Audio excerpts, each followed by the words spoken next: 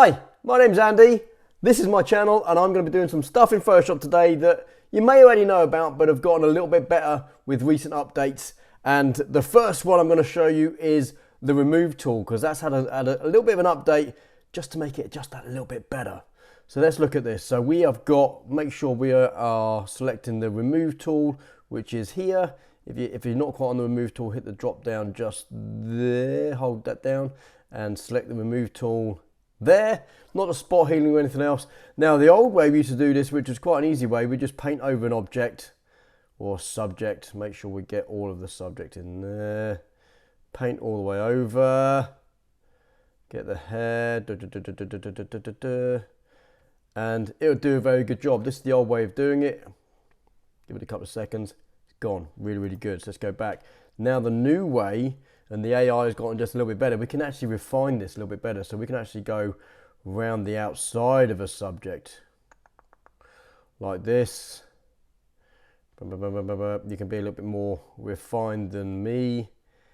And we can get in there, make sure it gets as many pixels to choose from as possible. And bosh, there. And then it will select the subject, use the AI, and actually do a much cleaner job. This probably isn't the best example, but you'll find examples where using that method will be a lot better for you. You can be so much more refined. You can be a little bit more selective than I was in just this picture here. But that's a very good way of doing it, right? That's really, really clever. Let's look at another picture back here. So the same thing again. Let's just make this picture a little bit bigger. We can actually go round our subject. Keeping as many, obviously, again, you can be a little bit more selective than me. And it will use the AI to determine what needs to be gotten rid of and what doesn't. It does a very good job. There are some artifacts there that aren't probably concurrent with the surrounding area, but you know, it is AI, it's not going to be fantastic. We get rid of the shadow of the person taking the picture there. And does a very good job. The whole AI in Photoshop has come on leaps and bounds in the last, what, year even, maybe even just 6 to 8 months. It's coming on and it's going to get better. It's going to get so much better as it learns, as it computes more information and gets more information. It's just going to get better. And this kind of stuff is, this used to take a long time in Photoshop. Trust me, back 10 years ago, you'd be doing all kinds of things to try and get it looking this good. You never would get it looking this good. You'd just get it looking as best as you can. Now you're just done. And it's there. Really, really clever stuff. Loving it. Let's get on to what I'm looking at next, and that would be the lens blur tool. Okay, the blur tool. I'm using this image mainly because it looks like it was shot on a phone, so the depth of field isn't that great. It's all kind of, I mean, there is a depth of field there, but it's not fantastic.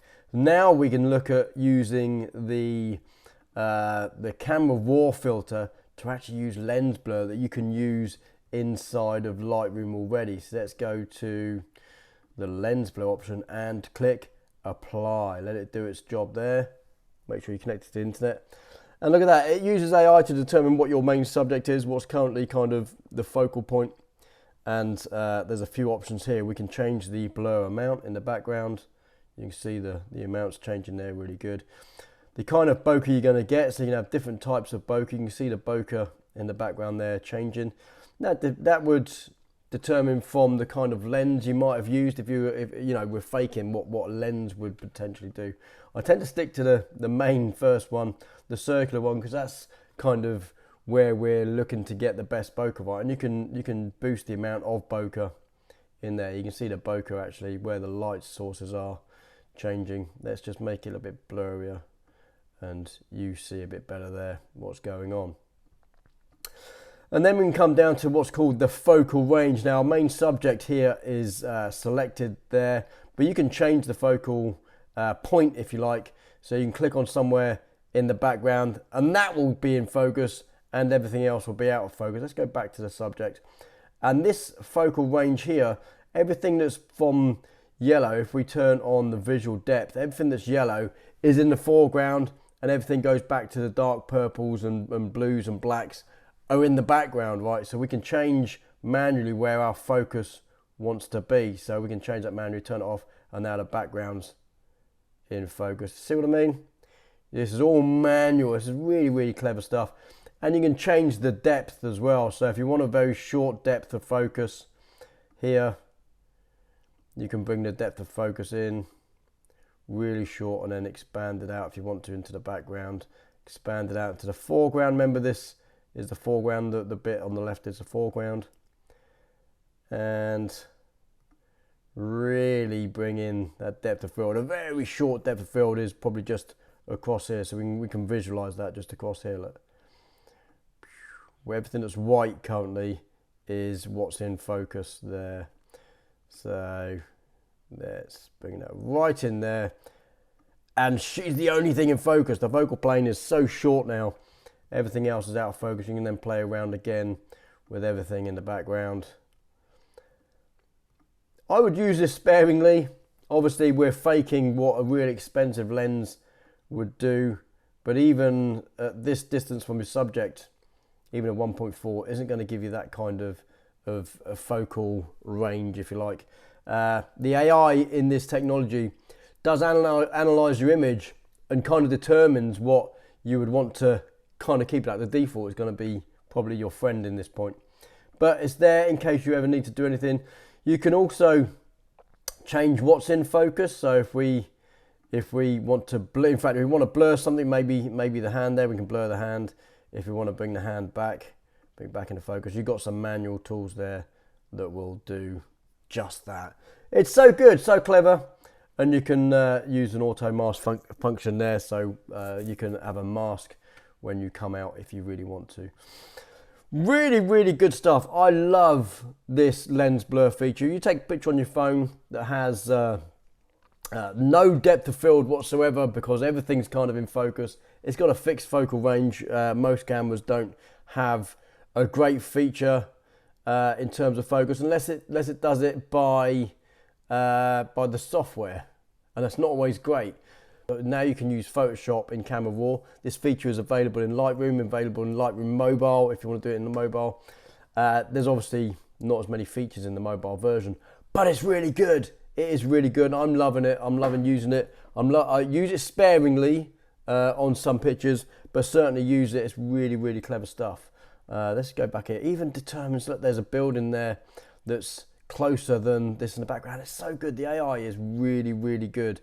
It's determined that there is a building here which is a lot closer than those buildings in the background, and you can see in the visual depth that it's picked that up. So clever, such a clever piece of tech, and I'm so glad it's now with us in Photoshop.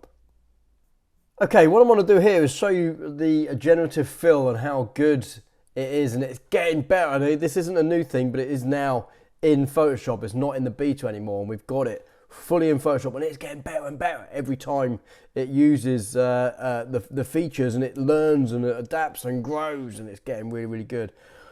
I want to do something in here, so let's take let's go with let's get this done here. Let's just go there. Let's take that away there, take away his hand, just take away that. Now inside the hand there, I want to just do this.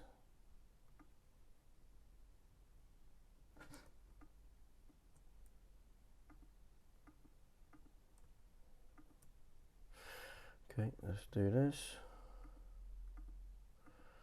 Very quickly, you'd make a better selection than this. Okay, so we have, seems to be a few pixels selected around the hand there.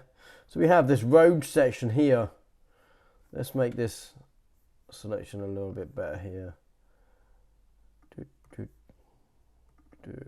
Okay, so we've got this road section here, which I want to change. So let's do something with that. Generative fill, and we can go in here and we can put in slow river.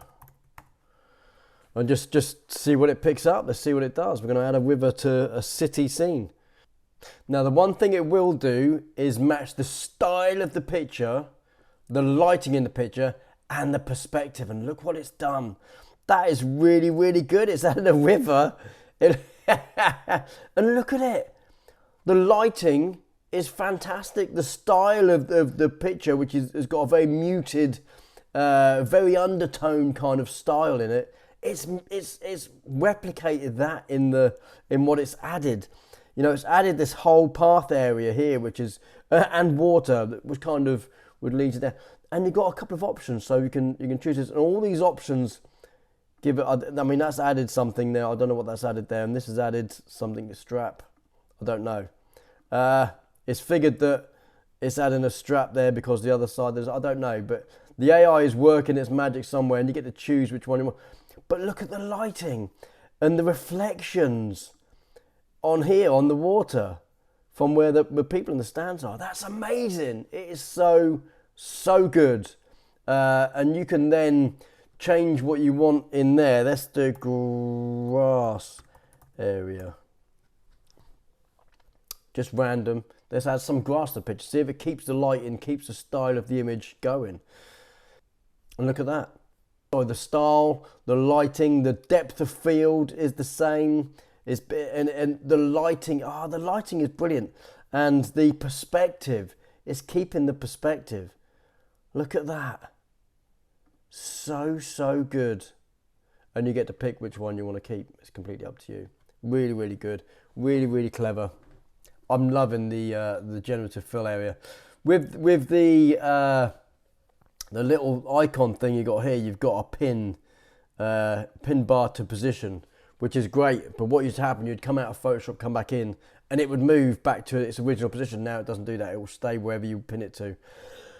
So good. I am loving the generative fill options, and the AI is getting so much better. It is really good. You know, it's come a long way in 6 months. Imagine what it's going to be like in 2, 3, 5 years time, what this kind of stuff can do. It is going to be unbelievable. We've got a lot of good stuff coming in the future in Photoshop. I know that much. There's a new feature with all this generative fill stuff. You've now got a credentials tab in here. It's in beta. You need to enable it. And when you do enable the beta, this is going to give you the details of the image when you've done some stuff in generative AI and it's added something from a picture in its library somewhere out there in the ether. There's been this whole big thing about who owns what and how it's going to be dealt with. Now they've done it, because you can see by using the preview here all the different features of the EXIF data on who owns the credentials. Whether it knows that or not, I don't know. But it's really, really good. These are it's obviously in beta stages, but it's designed to give people credit where credit is due, and that's been a big thing about this whole AI thing over the last couple of years. Who owns the image? Who owns the images that they're using? How do they get paid? And you can tell now using content credential in the beta of this of 2025, Photoshop 2024. And it's all kind of taken care of now. That's obviously going to be expanded on. Hopefully we'll get more and more details of that coming soon. You can now click on the content credentials tab. Okay, so the next thing I want to talk about is the content expand.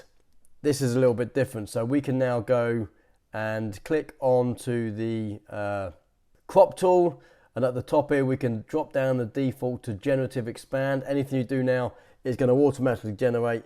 Let's have a look at, let's expand this picture. Let's expand it quite a bit and see how quickly it does. Hit generate. And it's going to work. It's magic. Let's have a look. remember, we want it to be hitting the lighting, we want to be hitting the perspective, the style of the picture. This again got a very muted kind of style, it's very light and airy. Let's have a look what this gives us. And we'll have options as well. If you don't like the options, you can always click. Wow! Look at that! It's added the buildings on the side. It's even added reflections. I don't know what's the reflection of. There's nothing that side. But it is good. That is good. That not so good. And that is okay. But that first one, wow, look at that. That is crazy. Let's turn it off.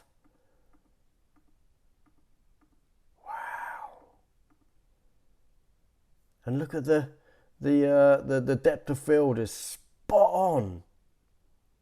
Really good. I'm loving this feature. Again, it's part of the generative fill kind of arena, if you like. But work with this, guys. You know, take images, expand them, see what it gives you. If you don't like it, try it again. Let's generate again and see what it does for us.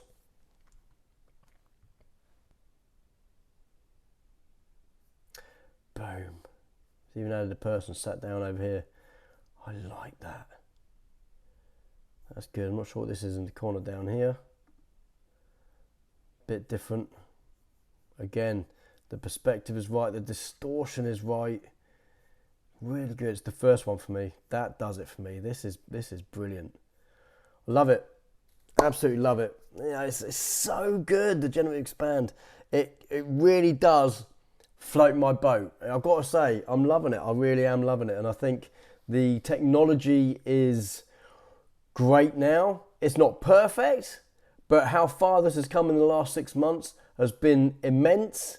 And I think, you know, give this another 6 months to a year, what it's going to be able to achieve is just going to be mind-blowing.